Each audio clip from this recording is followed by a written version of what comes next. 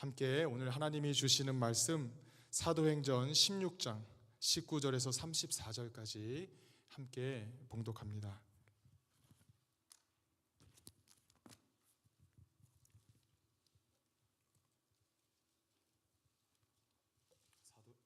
사도행전 16장 19절에서 34절까지 함께 한 목소리로 봉독하겠습니다.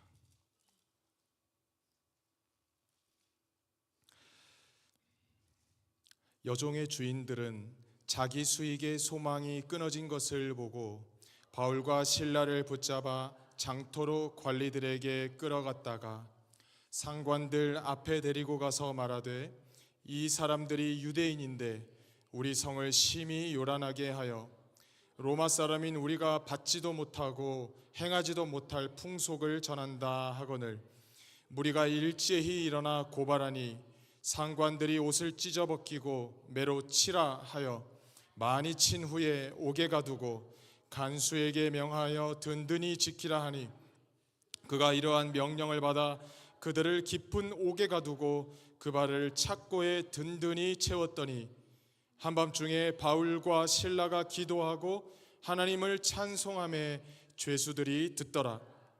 이에 갑자기 큰 지진이 나서 옥토가 움직이고 문이 곧 다 열리며 모든 사람의 매인 것이 다 벗어진지라. 간수가 자다가 깨어 옥문들이 열린 것을 보고 죄수들이 도망한 줄 생각하고 칼을 빼어 자결하려 하거늘 바울이 크게 소리질러 이르되 내 몸을 상하지 말라 우리가 다 여기 있노라 하니 간수가 등불을 달라고 하며 뛰어들어가 무서워 떨며 바울과 실라 앞에 엎드리고 그들을 데리고 나가 이르되 선생들이여 내가 어떻게 하여야 구원을 받으리까 하거늘 이르되 주 예수를 믿으라 그리하면 너와 내 집이 구원을 받으리라 하고 주의 말씀을 그 사람과 그 집에 있는 모든 사람에게 전하더라. 그 밤 그 시각에 간수가 그들을 데려다가 그 맞은 자리를 씻어주고 자기와 그 온 가족이 다 세례를 받은 후 그들을 데리고 자기 집에 올라가서 음식을 차려주고 그와 온 집안이 하나님을 믿음으로 크게 기뻐하니라. 아멘. 할렐루야. 아멘. 저는 깊은 어둠, 깊은 찬송이라는 제목으로 여러분과 두 가지 메시지를 나누기 원합니다. 첫째로, 훈련된 찬송은 역경 때에 발휘됩니다. 저스트 멀시라는 책의 저자인 변호사 스티븐스는 누명으로 갇혀있는 사형수들을 변호해 주곤 했습니다. 그가 처음으로 사형수를 대면해야 했는데 헨리라는 이름의 수감자였습니다. 변호사 스티븐스는 처음에는 매우 두려웠지만 어릴 때 뛰어놀던 추억이 헨리와 비슷함을 느끼게 되었습니다. 헨리가 변호사와 면담을 마치고 다시 교도소 자기 방으로 담담히 들어가면서 다음의 찬송을 부릅니다. 저 높은 곳을 향하여 날마다 나아갑니다. 그가 부른 영어 찬송 가사를 한국어로 해석하자면 다음과 같습니다. 저 위를 향하여 힘차게 나아갑니다. 매일 더 높은 곳을 날마다 누립니다. 계속 나아가기를 여전히 기도합니다. 주여 나의 발을 더 높은 곳에 세워 주소서. 저를 올려주사 제가 믿음으로 하늘의 대지에 서게 하소서. 제가 발견했던 어떤 곳보다 더 높은 평지에 세워 주소서. 주여 저의 발을 그 높은 땅에 심겨 주소서. 헨리가 찬송을 부를 수 있던 이유는 이 땅에서는 디딜 틈도 없고 평평하지 않은 인생이었기에 더욱 저 높은 곳에 평지를 소망했던 것입니다. 이 땅에서도 우리는 천국을 누릴 수 있습니다. 당장 내년으로만 알고 있던 사형 날짜가 변호사로 인해 더 나중이라는 것을 안 것만으로도 한 사형수에게 희망이 생긴 것입니다. 그 변호사의 용기 있는 방문이 절망에 빠진 한 사람에게 안심을 주고 찬송을 선물해 주었습니다. 저와 여러분도 찬송을 선물해 주실 수 있기를 바랍니다. 헨리는 변호사에게 이렇게 고백합니다. 내가 지금까지 2년 동안 만난 사람은 오직 나와 같은 사형수들 혹은 교도관들밖에 없었습니다. 이렇게 당신을 만나게 되어서 너무 감사합니다. 사형수 헨리는 그의 방문을 몇 번이고 감사했습니다. 수감자 헨리는 인간 취급하지 않는 교도관이 주는 고통을 감내하면서 유유히 칠흑 같은 어둠의 감방으로 다시 걸어 들어갑니다. 교도관은 헨리의 손목에 지나치게 수갑을 꽉 채워서 심하게 조였습니다. 그럼에도 불구하고 헨리는 저 높은 곳을 향하여 라는 찬송을 부르며 들어가고 그 중후한 음성은 면회실과 교도소를 가득 채우는 찬송이 되었습니다. 비록 밝은 빛의 세상으로 나가지 못하고 깊은 밤과 같은 어둠 속으로 들어가야 했지만 헨리는 더 높은 곳을 향하여 나아감을 인해 찬송을 했습니다. 찬송이란 그런 것입니다. 이 세상의 고통을 초월하여 희망을 갖게 해주는 힘입니다. 오늘 본문에서 왜 그렇게 바울과 실라를 못 도망가게 하는 걸까요? 23절 말씀에 복음 전했다는 이유로 심하게 매를 맞고 간수더러 든든히 지키라고 했습니다. 복음이 귀신 들린 사람을 자유롭게 해주었기 때문입니다. 사실 사람 하나를 악한 영이 들게 해서 수익을 챙기는 주인들은 복음에 정확히 반대되는 악인이며 자신의 이익이 사람의 생명보다 더 중요한 사람들이지요. 우리에게는 혹시라도 복음의 내용에 반대되는 습관은 없습니까? 찬송은 가난한 자에게 복음을 주고 눌린 자를 자유롭게 하고 또 눈먼 자를 보게 하고 갇힌 자를 놓이게 하는 줄로 믿습니다. 복음을 전하는 힘이 얼마나 강하면 마치 사형수를 대하듯 억제시킬까요?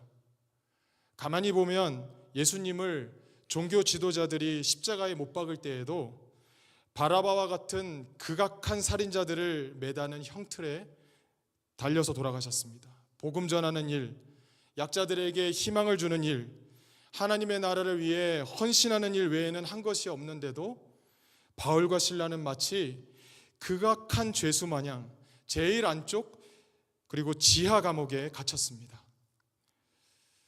한 상점 앞에 앵무새 한 마리가 있습니다. 그 앵무새는 어느 날 지나가는 한 아주머니에게 못생겼다 라고 말했습니다. 다음 날 지나갈 때도 이 아주머니를 보면 못생겼다 라고 말을 합니다. 아주머니는 기분이 나빠서 앵무새 주인에게 이 앵무새가 그 말을 못하게 하라고 으름장을 놓았습니다. 다음 날 그 아주머니가 지나가시는데 앵무새가 아무 말도 하지 않습니다. 아주머니가 불안한 마음으로 그 앵무새를 바라보자 그 새가 말합니다. 아줌마, 알지? 이 앵무새처럼 오늘 바울과 실라도 끈질기게 복음을 전했습니다.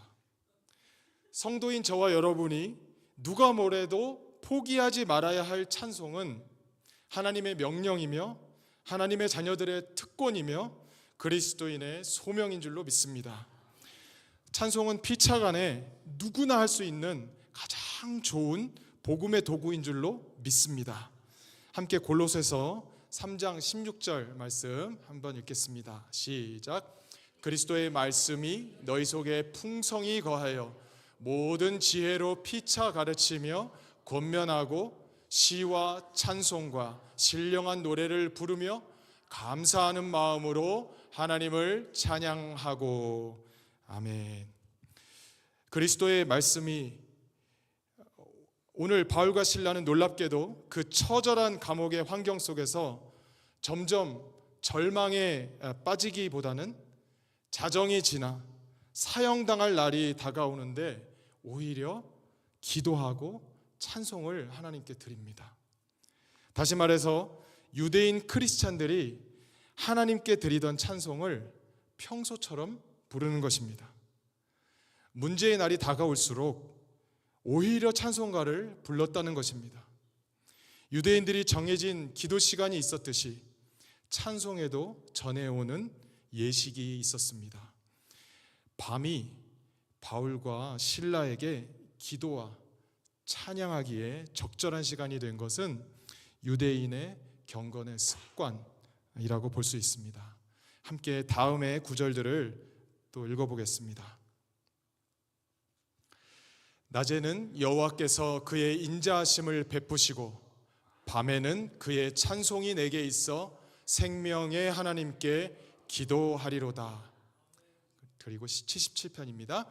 나의 환난 날에 내가 주를 찾았으며 밤에는 내 손을 들고 거두지 아니하였나니 내 영혼이 위로받기를 거절하였도다.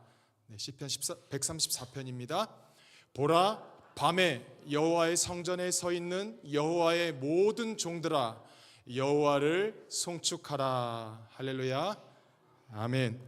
마치 수험생이 평소에 공부를 열심히 한 실력으로 긴 시험 시간에도 문제를 풀어내듯 평소에 하던 경건의 능력이 문제의 어려움의 한 중간에서도 저절로 나온 것입니다.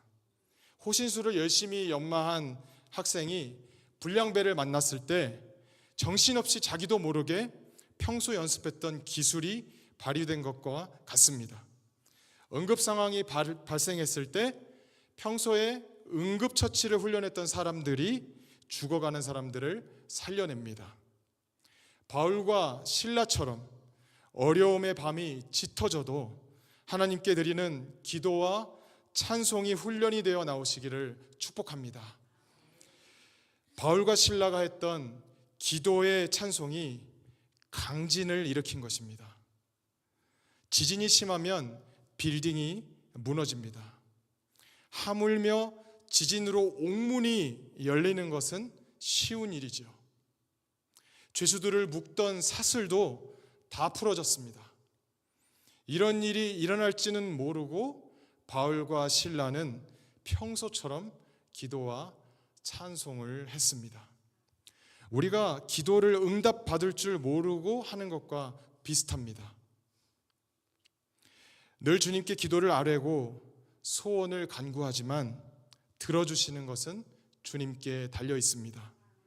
하나님 아버지는 자녀에게 하시듯 우리에게 좋은 것을 주신다고 기도에 대해 가르쳐 주셨습니다. 바울과 실라가 기도하고 찬송을 부를 수 있었던 것은 먼저 하나님이 그들에게 깊은 평화를 주시기 때문에 가능한 것입니다. 주님 내게 평화 주시니 나 기도합니다 라는 찬송이 있듯이 바울과 실라는 아마도 본인들이 특별히 감시를 강하게 받으면서 극악한 죄수 취급받는 사실에 매몰되지 않았던 것 같습니다. 서로를 의지하면서 기도와 찬송의 힘으로 결국 큰 기적을 보게 된 것입니다. 우리가 지진을 일으킬 수는 없지만 찬송을 할 수는 있습니다. 우리가 발에 채워진 착고를 풀어낼 수는 없지만 기도할 수 있습니다. 몸이 묶여 죽음을 앞둔 상황에서 할 수 있는 것이라고는 찬송밖에 없었습니다. 바울과 실라도 아마 절망하고 싶었을 것입니다. 그런데도 찬송을 불렀고 기도를 했습니다. 예수님은 심지어 십자가에 못 박힌 상태에서도 하나님께 기도하셨습니다. 우리가 할 수 있는 것은 기도와 찬송이요, 하나님이 하실 수 있는 것은 기적과 응답입니다. 기적의 역사가 없다고 실망하지 말아야 합니다. 그것은 우리의 역할이 아닙니다. 꽉 묶인 것 같고 할 수 있는 것이라고는 기도와 찬송밖에 없으십니까?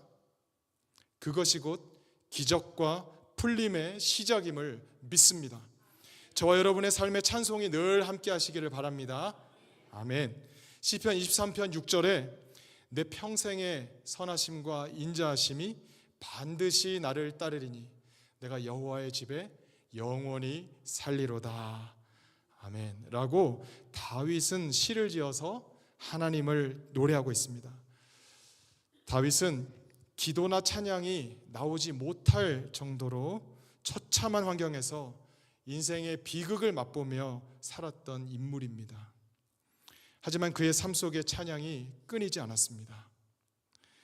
죄인을 붙들어 주시니 감사해서 찬양하고, 때론 원수가 많아서 무찔러 달라고 찬양하고, 복을 내려주셔서 감사해서 찬양하고, 눈 감을 때 아들에게 왕의 자리를 물려주며 하나님의 성전을 지을 수 있어서 찬양했습니다.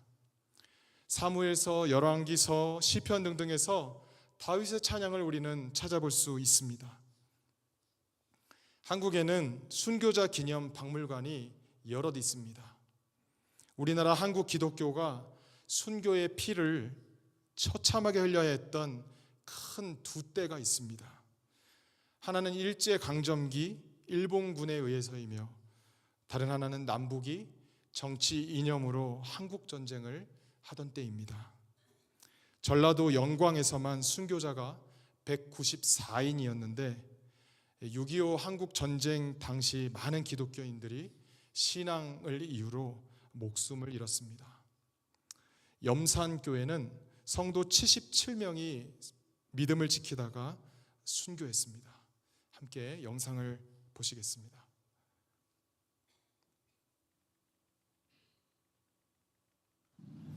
질 좋은 천이름으로 유명한 전라남도 영광군 염산면 설도항. 그 앞에 아름다운 염산교회가 그림같이 자리하고 있습니다. 평안해 보이는 작은 어촌 마을. 지저귀는 새마저 평화로워 보이지만 염산교회에는 한국전쟁의 참혹한 역사가 서려 있습니다. 6.25 전쟁 발발 이후 염산 지역은 북한군이 벌인 참혹한 탄압의 피해 현장이 됐습니다. 전쟁 도중 국군이 영광군으로 진군해 온다는 소식에 북한군이 급히 퇴각했지만 미처 퇴각하지 못했던 북한군들이 기독교인들을 학살하기 시작했습니다. 그들이 선택한 학살의 방법은 수장. 염산교회 성도의 3분의 2에 해당하는 77명이 목에 큰 돌멩이를 매단 채 설도 앞바다에 수장됐습니다. 이때 교회 학교 어린이 20여 명도 이 끔찍한 방법으로 죽임당하게 됩니다. 이곳에서는 염산교회의 순교 당시 상황을 체험해 볼 수 있습니다. 제 목에 걸려있는 것은 순교자들의 목에 걸렸던 돌덩이를 재현한 것인데요. 염산교회 교인 77명은 어른아이 할 것 없이 이 무거운 돌을 목에 건 채 설도 앞바다에 수장됐습니다. 순교가 지속된 기간은 3개월. 예수를 저버리면 목숨을 부지할 수 있었지만 성도들은 목숨을 내놓는 것으로 신앙을 지켰습니다.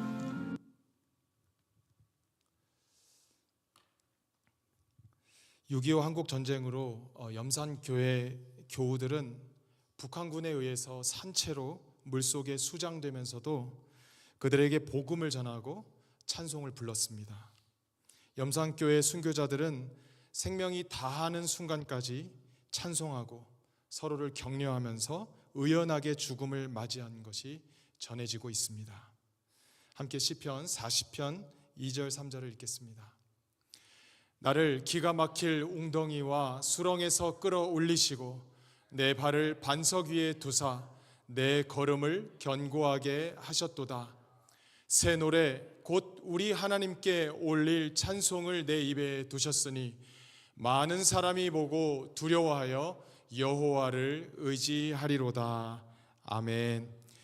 염산교회의 찬송의 유산은 많은 사람들로 여호와를 의지하게 하는 줄로 믿습니다. 둘째로 찬송은 구원의 시작입니다.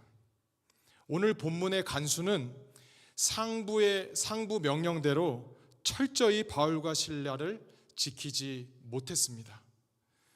그들이 하는 찬송 소리를 들은 게 다인데 큰 지진으로 감방들이 모두 열려졌기에 그 간수는 스스로 자결하려고 했습니다. 죄인들이 다 도망갔다고 생각했습니다. 하지만 여기에도 하나님의 섭리가 기다리고 있었습니다.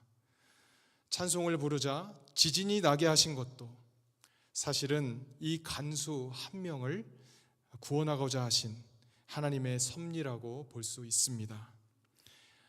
내가 찬송하니까, 우리가 기도하니까 지진으로 옥문이 열렸네, 우리 이것을 소문내고 우리의 명성을 내자, 이게 아닙니다. 지진을 일으키시고 죄수들을 모두 풀어 내보내시고 감방 문들까지 활짝 열어놓으심은 완전한 절망의 밤의 어려움을 직면한 간수를 구원하시고자 하는 하나님의 섭리입니다. 가장 신경 써서 지켜야 할 바울과 실라는 제발로 돌아왔습니다. 찬송은 든든히 지킨다고 묶일 성격의 것이 아님을 보여주신 것입니다. 이 간수는 그리스도인이 된 이후에도 그날의 찬송의 힘을 평생 잊지 못할 것입니다. 그 찬송의 힘은 묶인 자를 자유롭게 하고 죽어가는 자에게 생명을 주었기 때문입니다. 그래서 예수님은 99마리의 양이 아닌 잃어버린 한 마리 양을 찾는데 전부를 거는 예화를 들려주신 것입니다. 우리는 화려한 기적에 집중하지만 하나님은 한 사람을 위한 구원 섭리를 진행하십니다. 우리가 무엇이건데 우리를 구원하시려고 하나님이 개입해 주시는지요? 주님께 영광을 돌려야 마땅한 줄로 믿습니다. 아멘. 바울은 자기의 구원에만 만족하는 삶을 살지 않았습니다. 그런 사람이 아닙니다. 매임에서 풀려난 후 바울은 죽음의 직면에 있는 사람을 구원하는 일에 집중했습니다. 나의 기적 체험이 다른 이들을 죽음에 몰아넣는 일이 되어서는 안 됩니다. 그러한 신앙 자랑에 갇혀 있기를 하나님은 원하시지 않습니다. 많은 교회가 이웃들이 사회에서 겪는 위기에 대처하지 못하고 교회 담장 안에만 갇혀서 복음의 능력이 세상 곳곳에 확장되지 못하고 있습니다. 하나님이 나에게 신비한 체험을 하게 하신 이유는 위기에 처한 이웃을 살리게 하기 위함임을 믿으시기를 바랍니다. 아멘. 신앙의 체험이 있다면 자기 구원만이 아니라 진정으로 내가 속한 사회에 생명과 평화를 이루어가는 일을 해야만 하겠습니다. 아멘. 바울과 실라를 철저히 지키라고 명령받은 교도관이 기억하는 것은 바울과 실라의 찬송 소리입니다. 저 같아도 내가 모르는 신을 믿는 어떤 사람이 찬송을 했더니 기적이 일어나면 두려울 것 같습니다. 더군다나 그 사람들에게 해야 할 몫을 못한 것과 직결돼서 직장에서도 해고의 위기에 처했다면 절망이 올 것입니다. 하지만 바울은 두려워서 떠는 한 사람을 귀히 여기고 그를 구원할 걸음을 시작합니다. 간수는 구원을 어떻게 받을 수 있는지 스스로 의문이 생기고 구원에 대한 관심이 생겼습니다. 구원에 대한 신앙이 생긴 것이죠. 간수가 생각하기를 구원받으려면 무엇인가를 해야 된다라고 조건을 떠올렸습니다. 그래서 구원받으려면 무엇을 해야 하느냐고 말합니다. 오늘 본문 19절의 여종의 주인들처럼 자기 수익의 소망을 위해 사는 사꾼 같은 바울과 실라였다면 기독교를 두려운 종교로 간수에게 소개했을 것입니다. 율법을 꼭 지켜야 구원을 얻으며 은사가 많아야 한다는 식으로 그랬다면은 자신의 상관과 다름없는 사람이라고 인상을 주게 되었을 것이고 좌절감만을 선물해 줬을 것입니다. 그러나 바울과 실라는 정직하게 말합니다. 주 예수를 믿으십시오. 그러면 당신의 집과 모든 식구들이 구원을 받을 것입니다. 아멘. 그리고는 하나님의 말씀인 복음을 본격적으로 전합니다. 호흡이 있는 한 찬송이 우리 곁을 떠나지 않기를 소망합니다. 찬송은 구원을 서로에게 주는 첫걸음이기 때문입니다. 노숙자 예수라는 최상진 목사님의 책날개 표지에 보면 한 서문이 요약되어 있습니다. 목사님은 홈리스들의 텅 빈 넋, 상처뿐인 쓰라린 넋, 그 가난한 텅 빈 터에서 마침내 하나님의 생명과 평화, 그 청청한 개벽의 낙엽살 소리를 듣고 있는 듯 하다. 우리가 천국을 다른 어떤 추상적인 곳에서 찾으려고 하지 않고 이 땅에서 희망이 필요한 사람 사이에 계신 예수님에게서 발견할 수 있기를 바랍니다. 오늘 말씀 25장, 마태복음 25장을 우리 함께 한번 읽어볼까요? 시작.